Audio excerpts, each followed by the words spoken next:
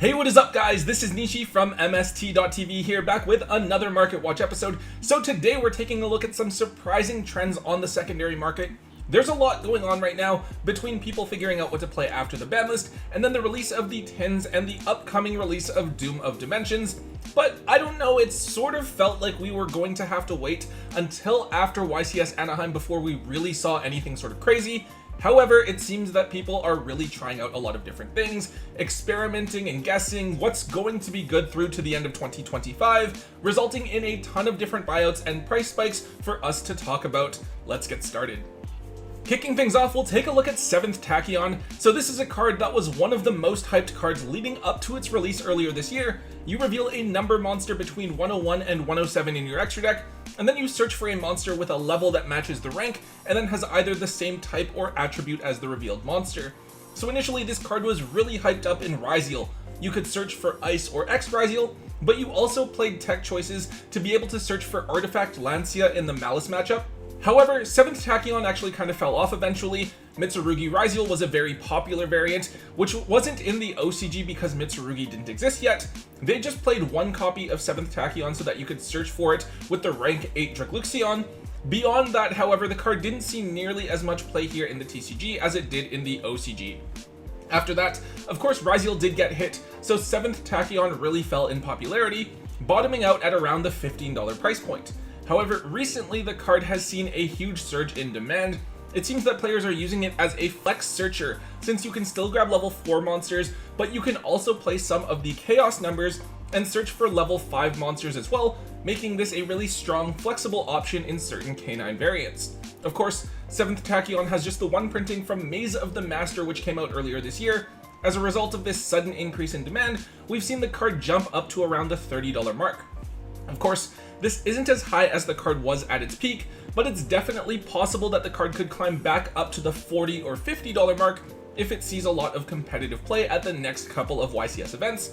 At the same time though, we definitely have to worry about the possibility of the card being reprinted, especially with holiday reprint sets probably being right around the corner and looking to reprint some sort of high dollar chase card in order to help sell those sets. Next up, this is a card we mentioned not too long ago. It's DD Count Surveyor. So the DDD deck is actually getting a ton of new support in Doom of Dimensions, and it's really strong. They're a lot more linear now and the lines aren't as complicated, but the new support fixes a lot of the deck's old problems. Anyways, Count Surveyor is an important card that I think primarily gets played at 1, but I've seen a couple of lists using it at 3. Basically, you discard a DD to summon this from hand, and then on summon, it searches for a DD monster with 0 attack or defense. Typically, that's just going to be Kepler. Now, we looked at this card just a week or so ago, and it was right around the $9 to $10 mark. However, in the past week, I think this card has really gotten a lot of attention, as the deck has gotten a ton of attention as well.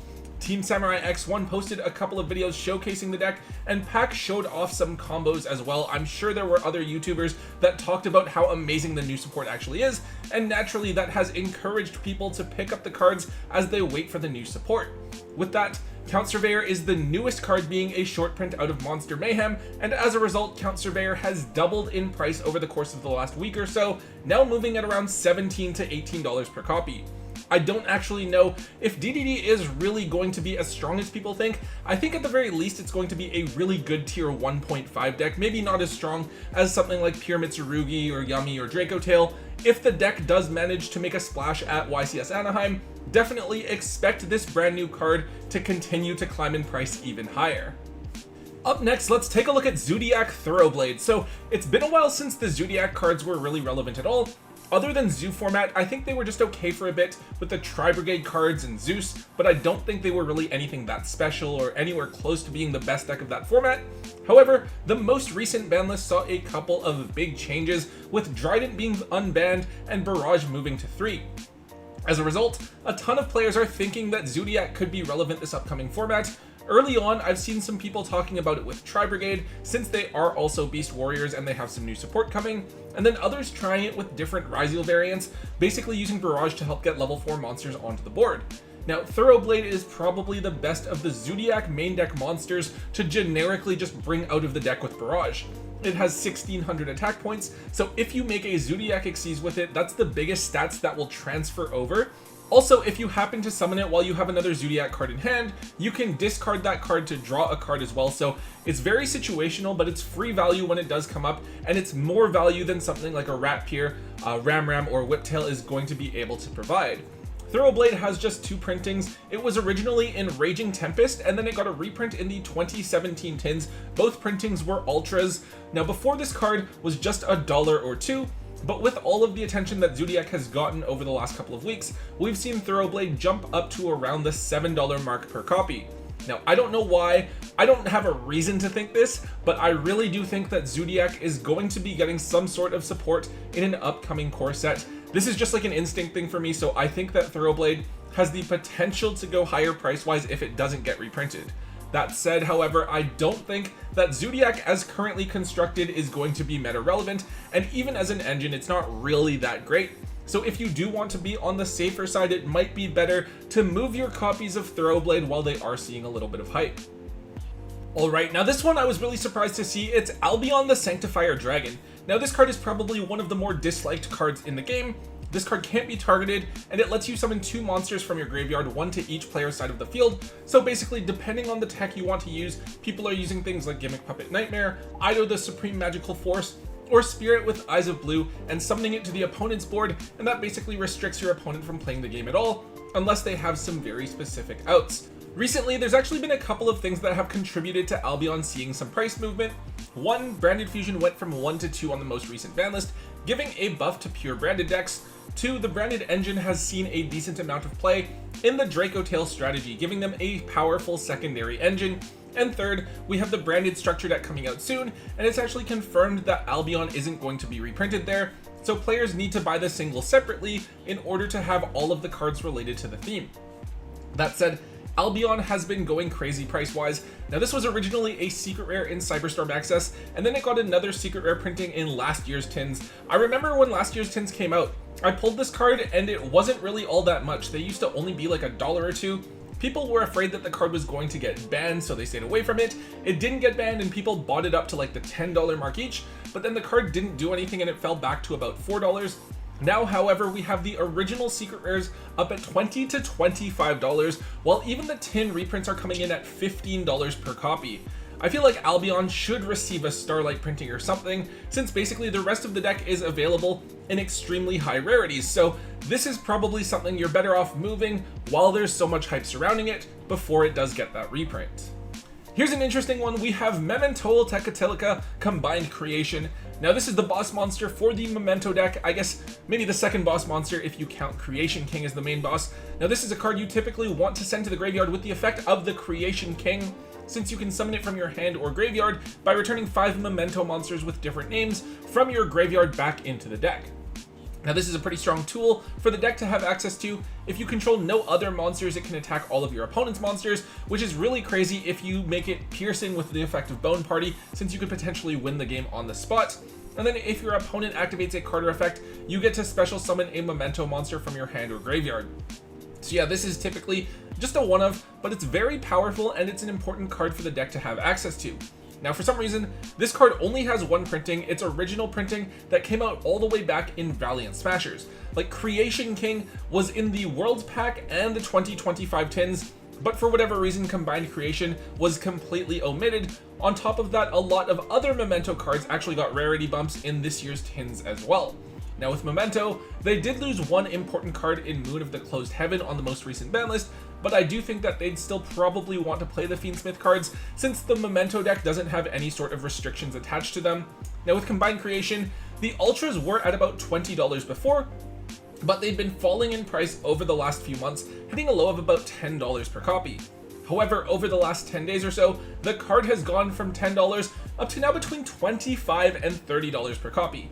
This is a really weird one. It's not like Memento got new support. All of the other Memento cards were already cheap as well, so it's not like the reprints really made them any more accessible. With this one, I'd have to say, I'd keep your 1 copy for yourself to play with if you are interested in keeping the core of the deck together, but definitely look to move the rest of your extra copies while the card is pricey before it gets a reprint. Okay, so here's an interesting one. We have Dark Lord Uko back. Now, this is a really odd one. It actually came out after the main wave of Dark Lord cards from Destiny Soldiers. For a while, this was the only Dark Lord monster that you could normal summon without tributing. It has a really simple effect where on summon, you send a Dark Lord card from your deck to the graveyard. Now, this may not seem that important, but it's actually very cool because your other Dark Lord monsters can copy spells or traps from the graveyard, so this helps you to get utility there. Or it could also put a monster there for you to special summon back out of the graveyard. Now, in general, I do think that Uko back is just played as a one-of in new Dark Lord builds. You have other normal summons now, but you still want to have access to one of this so that you can special summon it and dump a card before linking it off. Now, that said, I don't think Dark Lords are really going to be all that meta relevant, but they are a very cool theme with an amazing set of artwork, so they will get a lot of love when the new support does come out. Unfortunately, Uko back has just one printing, and it was in Duelist Saga, which was a really strange set with odd sorts of ultra rares that wasn't that great. Not too many people really opened it. I think the main chase card was MX Saber Invoker when that card got unbanned. Uko back has always been worth $3 to $4, but with the new Dark Lord support revealed, Uko back has actually jumped up to around $15 to $16 per copy, which is really crazy. Now, fortunately, this is just a one-of for the deck. I have to hope that this card will be reprinted in an OTS tournament pack closer to when Burst Protocol drops, but if you really want to be safe, just pick up a single copy of this for yourself to play in the deck. And finally, one last card I want to talk about, it's About Aku, the Lightless Shadow. Now, this is a card that I think is really cool. It reads like it should be broken, but it just doesn't really have a deck that can really abuse it yet. So this card is a Link 4 that requires one of its materials to be a Fiend, but you can make it with a 3 and a 1, which is really good. Its effect is that during the main phase, you can discard a card, and then you either non-targeting pop a card on the field, or banish it until the end phase and special summon a light or dark monster from your graveyard. Now, beyond that, this does also have a hand fixing effect, where during your standby phase, you draw cards equal to the number of monsters types that you have in your graveyard. Then you put the same number of cards back to the bottom of your deck. So it's not generating you advantage, but it is helping you to filter out dead cards like Mulcharmies or other bricks that you want to keep in the deck. With this one, I'm not really too sure exactly what deck it is that's potentially going to use it right now. Right now, the only one that stands out to me is Live Twin, which I think is a really cool deck, especially since the Link 1 Kiss a Kill deal is a light Fiend, so the deck didn't lose its access to the Fiendsmith cards. I know that they play About as part of their main combo line, but I'm not too sure how many people are really considering Live Twins this upcoming format. But yeah, beyond that, I don't think there's any Fiend decks really in the game. The only obvious one is DDD, but I think you are locked into the archetype with that strategy. Anyways, About is a card that was tanking in price for quite a while. This was one of the more hyped cards out of Alliance Insight, and it was like $60 early on, but for a while it did nothing but tank, bottoming out at about $8 for a little while there.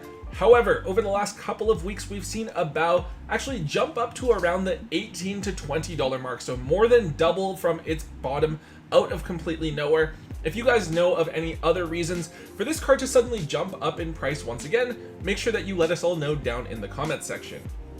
Alright guys, that is all I have for today's episode. Unfortunately, I did not get to go to the Doom of Dimensions sneak peek because my local OTS actually didn't get the kit in.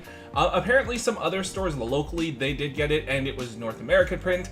I don't know if our actual Doom of Dimensions set is going to be Euro print or North American print, because recently, like with the tins and with Justice Hunters, we've been getting Euro print, but I guess we'll find out later this week when the set officially drops. Anyways guys, if you did enjoy today's Market Watch episode, make sure you let me know by hitting that thumbs up button. Make sure you leave a comment in the comment section down below. Hit subscribe if you haven't already, and until next time guys, don't forget to hold on to your MST.TV.